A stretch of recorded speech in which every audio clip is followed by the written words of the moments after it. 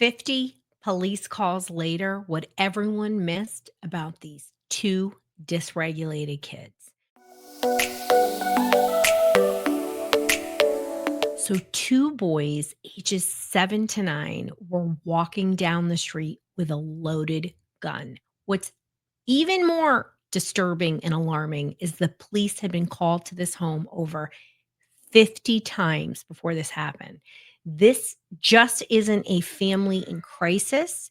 It's a systematic failure to recognize a whole family that's dysregulated and give these kids the help that they deserve. Just a quick disclaimer. I don't know these children or their family, and I'm not here to diagnose or blame. I'm here to help you understand what extreme forms of dysregulation looks like so we don't miss it 50 times. So let's do a little recap of this story, right? So this is a recent case in 2025 of two boys in New Mexico who were spotted on drone footage with a loaded handgun. And thankfully, nobody was hurt and they were disarmed safely using non lethal distraction rounds. And they used a drone to communicate with them. So, but the thing is, as I mentioned, this wasn't the first sign of trouble in this home that had kids in it, and that law enforcement had been called there more than 50 times. We don't know why. We don't know if these kids were always there.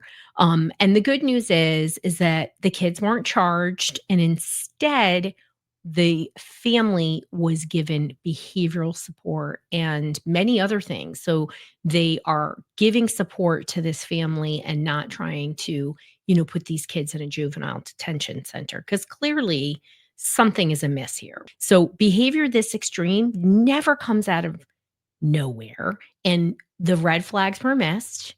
And we know that across America and across the world, there are a lot of kids who are struggling, right? And families, right? This is a case of families. So let's talk about what extreme dysregulation can look like because maybe you're a teacher, maybe you're, in a neighbor of somebody where you're like, holy cow, Dr. Rao, these things I'm seeing, right? So just everyday constant meltdowns, explosive outbursts, aggressive behavior, and really aggressive talk on the regular, okay? Because all kids can act out, and it doesn't mean one time of acting out means that your kid's gonna be this kid, right? Or that kid is gonna be this kid. Defiance that seems really extreme or dangerous, where there's a lot of sensation seeking behavior, certainly constant aggression towards others or pets is a real red flag that we need to really give deep support to the child and family. Risk taking, unsafe behaviors, doesn't respond to discipline, typical discipline or support, um, difficulty calming down all the time, right? We have to really worry about those kids that dysregulate and then really can't recover for hours or longer, right? There's something amiss there that requires formal support. No remorse or understanding of the consequences. When we look back at kids that really get themselves criminally involved, that could be something that's there. That we wanna make sure that why is that happening? Is this a kid, right? Why did this happen, right? Is this a kid that has a brain injury, right? Or how are these extreme behaviors happening? Most of the time, there's trauma in the family. And so we want to be mindful, like when there's extreme trauma in a family, generational trauma, death of an important person, physical or sexual abuse. These individuals, these children need a lot of care.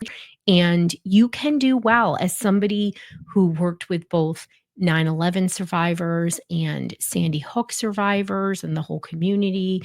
You could just see how people moved beyond it and learned to regulate again with good therapy, with trauma informed therapy. Obviously, when it comes to parents, we need willing participants to break generational trauma in particular, but just know that you can. Um, the other question is, do these kids have clinical issues, right? That would maybe make them more impulsive, or a form of neurodivergence where they're having a hard time understanding their consequences or communication. Maybe these are kids who have device dysregulation due to extreme use of devices. Not all kids on devices are going to do this, but maybe there's lack of sleep, nutrition, structure, right? Clearly, these are kids that aren't developed in terms of their frontal lobes and even understanding consequences. These are kids that are 7 and 9 years old. They don't really fully understand their consequences walking around with a loaded gun. But something is amiss in this family because the police was called there 50 times, right? And it was each of those times was a missed opportunity for mental health support. And, these aren't excuses. These are just real reasons behind extreme behaviors. And, so much of my work, so much of my book that's going to be coming out next year is really for us to rethink behavior as dysregulation, because when we do that, we can get to solutions that everybody can use, and you don't have to personalize. And these are going to be very accessible things like what I'm talking about right now. So, and I know people think, oh, that could never be that neighbor, or that could be never be my kid. But if your kid has some of these extreme behaviors, and maybe your family has a trauma background. Maybe they had birth trauma. Maybe there's something in within them that they're struggling to understand. Again, getting help is really important, and you can never ever get help too early. And I've never met anybody who regretted getting help. I only meet people who regret don't getting help, right? So what should have happened, right, is that those missed opportunities, these families should have gotten help. These kids should have been screened. There should have been wraparound services. Parents should have been not just taught how to actually use parenting tools, but somebody should have been working with them, potentially in the home, to do that. And really intensive brain-based intervention and screening.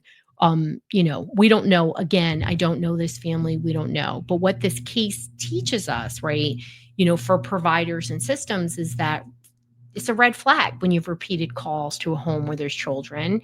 And we have to really try to give parents support, even when we don't know if they can do it. I personally have had, I used to do counseling in people's homes, and these are people that struggled, and some of it was mandated, right? Whenever something's court mandated, it can be an opportunity. We look at it as such a punishment, but it really can be an opportunity. When I went in and did counseling in people's homes who are really probably ill equipped at being a parent, I mean, who is? It's pretty magical things happen just by teaching basic things. But we need to train law enforcement, um, professionals and educators to recognize signs of nervous system distress. I mean, just know that 50% of police calls now are mental health calls, right? And I loved that they didn't punish these kids and that they focused on getting them help. And I hope that really works, because now there's eyes on this family.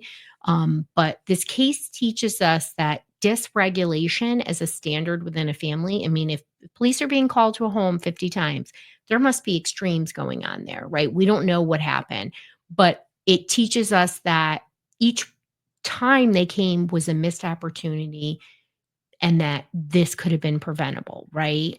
And that we systems need to react in a way that supports families as proactively as possible. That's because, boy, we know kids don't need more punishment. They need tools, they need calm, they need support.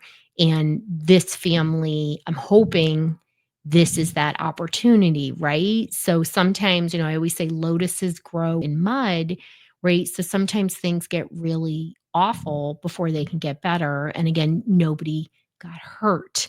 And, if you know a family that needs support and, solutions, you can always go to drroseann.com/help.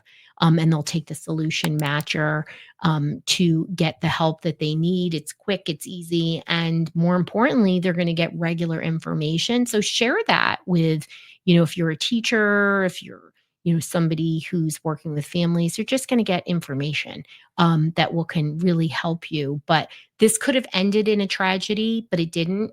And the sooner you get support for your dysregulated kid, or you help a neighbor, or help a kid in your class, or a family that you visited, we can really change things when we regulate first, because that is what is required for learning to happen. So, we're talking about these extreme cases so behaviors don't have to become extreme. And I hope this was really insightful and helpful for you. And I hope these kids and this family get what they need.